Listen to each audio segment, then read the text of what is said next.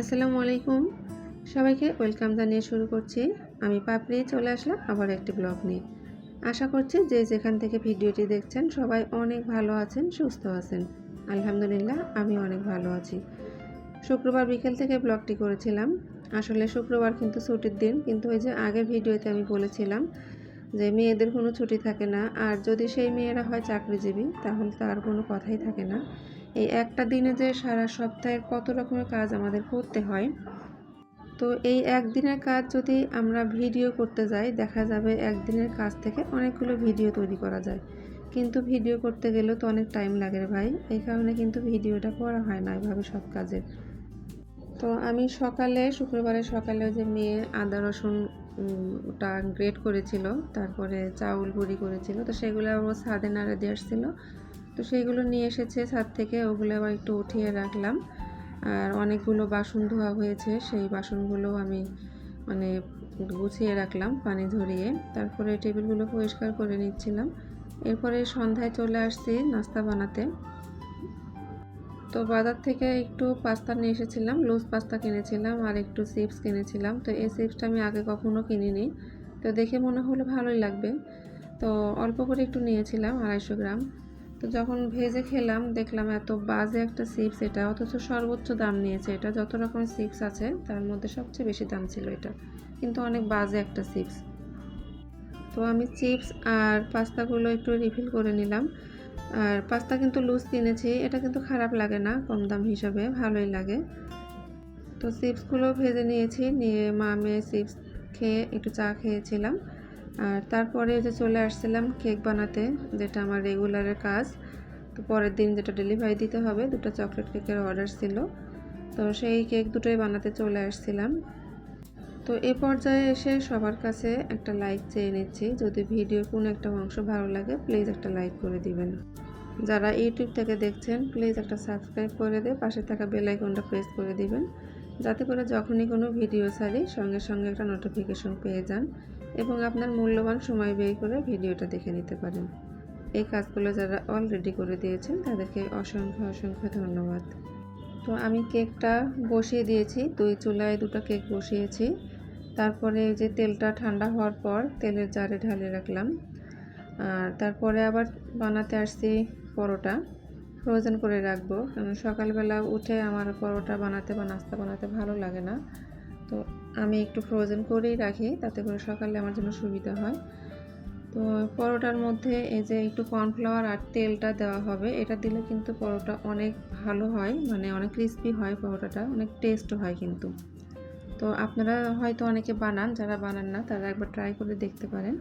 আমি কিন্তু আমার ফ্রোজেন পরোটাগুলো কিন্তু এভাবে করি, ভিতরে কিন্তু এই কর্নফ্লাওয়ার আর সয়াবিন তেলটা দিয়ে দেই, তাহলে অনেক সুন্দর হয়। তো আমি একটা একটা করে পরোটা সবগুলো বানিয়ে নিব, আর এই যে তেল দিয়ে দিয়ে আমি এক জায়গায় উঠিয়ে রাখছি। তারপরে এটা ভাজে ভাজে আমি পরোটাটা বানাবো। দেখেন আমি কিভাবে করছি, ক্যামেরাতে দেখে এটা বুঝে নিতে হবে। প্রত্যেকটা পরোটার উপরে কিন্তু আমি কর্নফ্লাওয়ারের ফিলিংটা দিয়ে নিচ্ছি। খুব ভালো করে কিন্তু পরোটার সব জায়গায় এই ফিলিংটা দিতে হবে। তো আমি সবগুলোই কিন্তু বানিয়ে নিয়েছি অফ ক্যামেরায়। তো এখানে মোটামুটি 10টা পরোটা হয়েছিল আমার। তো এই যে দেখেন 10টা রুটি আমি একসঙ্গে করেছি। তো এখন এটা একটু সুন্দর করে ছড়িয়ে নিব, আর একটু ছড়াবো। আর আমি কিন্তু পরোটার ডো সবসময় একটু রেস্টে রেখে দিই, তাহলে কিন্তু পরোটাটা বানাতেও সুবিধা এবং খেতেও অনেক ভালো হয়। আর এই যে আমি রোল করছি, এই রোলটা কিন্তু চেপে চেপে করতে হবে। তো আমারটা কিন্তু আসলে অতটা চেপে চেপে করা হয়নি, এই জন্য কিন্তু পরোটাগুলো খুলে গিয়েছে, মানে 2-1টা পরোটা খুলে গিয়েছিল। তো আসলে ভিডিও করার সময় সব কাজ অতটা পারফেক্টলি করা যায় না। তো আমি এই যে রোল করে নিয়ে তারপরে এই যে ডোগুলো দিয়ে নিলাম, মানে পরোটা যেটা একটা একটা করে করব সেভাবে কেটে নিয়েছি আমি 10 পিস। এই যে দেখেন এটা লুজ ছিল, এই কারণে কিন্তু এখানে ফাঁকা। তো এটা কিন্তু পরোটা ভালো হবে না। তো এইভাবে পরোটা বানালে কিন্তু পরোটাটা খেতে অনেক মুসমুসে হয় এবং মনে হবে যে আপনি লাচ্চা পরোটা খাচ্ছেন। তো এই যে হাত দিয়েও কিন্তু এইভাবে ছড়িয়ে নেওয়া যায় পরোটাটা, যদি রেস্টে রাখেন তাহলে কিন্তু বেলাতে হবে না, মানে বেলতে হবে না, হাত দিয়ে ছড়িয়ে নিতে পারবেন। তো আমি একটা দেখানোর জন্য এই যে লুজটা একটা বেলে নিচ্ছিলাম আপনার জন্য। এই জন্য রোল করার সময় খুবই খেয়াল রাখতে হবে যে রোলটা যেন অনেক টাইট হয়, তাহলে পরোটাগুলো অনেক সুন্দর হবে। তো এই তো আমি এই যে হাত দিয়ে একটু ছড়িয়ে নিলাম, তারপরে একটু বেলানি দিয়ে আবার একটু ফিনিশিং দিয়ে নিয়েছি, না হলে হাতের যে একটা ছাপ সেটা থেকে যাবে। এটা ফিনিশিং দেওয়ার কারণে একটু বেলানি দিয়ে ডলে নিয়েছিলাম।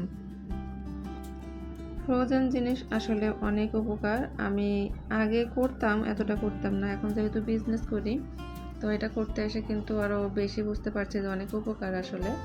তো আমি পরোটাগুলো কিন্তু অফ ক্যামেরায় সবগুলো বানিয়ে তারপরে হালকা করে ভেজে নিয়েছি, নিয়ে ওটা ঠান্ডা করতে দিয়েছি। আর এবার এই যে একটু দুপুরে যে বিরিয়ানি করেছিলাম তো সেটা একটু বক্স করে রেখে দিলাম, তো অনেকগুলো বিরিয়ানি করেছিলাম তো দুটো বক্সে করে উঠিয়ে রাখলাম, একটা করে বক্স বের করে মেয়ে খাবে একটু করে গরম করে। তারপরে রাত্রে রান্নার জন্য একটু বেগুন বের করেছিলাম, বেগুন ভাজি খাবে মেয়ে, আর পটল ভাজি করেছিলাম। তো বেগুনগুলো একদমই বাজে ছিল, পোকা ছিল, দুটো বেগুন কেটেছি, দুটো বেগুনে পোকা ছিল। তো কোনোভাবে খালি দুপাশ থেকে একটু কেটে নিয়ে 4 পিস বের করে ভেজে দিয়েছিলাম মেয়েকে, কারণ বেগুন ভাজা আবার আমি খেতে পারি না, আমার প্রচণ্ড পরিমাণে গ্যাস হয়। তো এই যে এইভাবে কিন্তু আমরা বগুড়ার মানুষ যারা, তারা কিন্তু এইভাবে বেগুন, মাছ, পটল এইভাবে ভাজি, মানে শুকনো মরিচ, হলুদ, লবণ দিয়ে ভালো করে মাখিয়ে নিয়ে তারপরে আমরা ভাজি। তো এটা কিন্তু গরম ভাতের সাথে বেশ লাগে। বেগুনটা যদি একটু আগে মাখিয়ে রেস্টে রাখা যায় তাহলে দেখা যাবে যে বেগুন কিন্তু তেলটা কম টানে। আর বেগুন ভাজার সময় আমরা অনেকে কম তেলে ভাজি, বেগুন কিন্তু আসলে বেশি তেলে ভাজতে হয়, তাহলে কিন্তু তেলটা কম টানে। আর আরেকটা টিপস দেই, বেগুন ভাজার মধ্যে যদি একটু কয়েক দানা চিনি দেন তাহলে দেখবেন বেগুন ভাজার টেস্ট দ্বিগুণ বেড়ে যাবে, প্লাস চিনিটাও মিষ্টি মিষ্টি লাগবে না, কিন্তু মুসমুস একটা ভাব হবে। তো আমার ভাজিটা হয়ে গিয়েছে, সাথে একটু শসা কেটে নিয়েছিলাম। তো খাবার দাবারও কিন্তু অফ ক্যামেরায় শেষ করেছি মা মেয়ে। তারপরে যে কেক বানানো হয়েছে সেটাও অফ ক্যামেরাতেই করেছি। তো ওগুলো এখন প্যাকেজিং করছিলাম। তো তার আগে টেবিলগুলো পরিষ্কার করে নিলাম, কারণ কেক বানাতে প্রচুর পরিমাণের নোংরা হয়, টেবিল অনেক নোংরা হয়, সেটা ক্যামেরায় দেখালে অনেক খারাপ লাগবে, তাই সবসময় পরিপাটি করেই দেখাই। তো এখন প্যাকেজিং করে নিচ্ছিলাম। আর এই স্টিকারগুলো আমার সবসময় মানে দিতে ভুল হয়, মানে মনে থাকে না, আমি দেই না।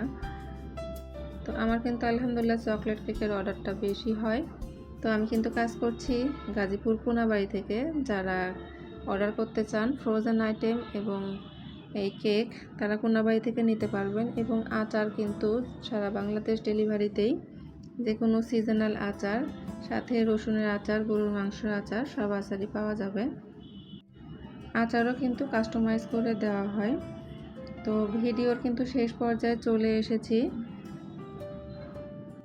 আমার ভিডিওর মধ্যে আজকে অনেক রকমের নয়েজ আসছে, প্লিজ সবাই একটু ইগনোর করবেন, কারণ রাস্তার সাইডে বাসা, রাস্তা দিয়ে অনেক গাড়ি যাচ্ছে। তো এটা আর আমি কোনোভাবে সাউন্ড ছাড়া ভয়েস দিতে পারলাম না, এর মধ্যে ভয়েস দিয়ে দিলাম, কারণ টাইম চলে যাচ্ছে। সবাই একটু ক্ষমা সুন্দর দৃষ্টিতে দেখবেন। তো এই যে কেকগুলো রেডি করার পর আমি আবার ফ্রোজেন রুটিগুলো বক্সে করে উঠিয়ে রাখছিলাম। আর কেকের বক্সে একটু লিখে রেখেছিলাম মার্কার দিয়ে, কার কোনটা, এই নামটা একটু লিখে রেখেছিলাম, না হলে ভুল হয়ে যাবে, কারণ আমি যখন স্কুলে থাকি তখন মেয়ে এগুলো ডেলিভারি দেয়। আর একটা কথা বলতে ভুলে গিয়েছিলাম, আমার একটা প্রবলেম হচ্ছে, আমি ইউটিউবে ভিডিও ছাড়তে পারছি কিন্তু ফেসবুকে ছাড়তে পারছি না, কারণ গ্যালারিতে কোনো প্রকার ভিডিও আসতেছে না। যদি কেউ জেনে থাকেন প্লিজ আমাকে একটু কমেন্টে জানাবেন, খুবই উপকৃত হতাম। কেন এই প্রবলেমটা হচ্ছে জানি না, আজকেও আমি এই ভিডিওটা ফেসবুকে ছাড়তে পারবো কি না। এই প্রবলেমের কারণে গতকাল আমি ভিডিও ছাড়তে পারিনি, না হলে এই ভিডিওটা আমি গতকালই ছেড়ে দিতাম। তো যাই হোক, সবাই অনেক ভালো থাকবেন, সুস্থ থাকবেন, আমার জন্য এবং আমার পরিবারের জন্য দোয়া করবেন। আমিও আপনাদের সবার জন্য অনেক বেশি দোয়া করি মন থেকে। সবাই ভালো থাকেন। আল্লাহ হাফেজ। আসসালামু আলাইকুম।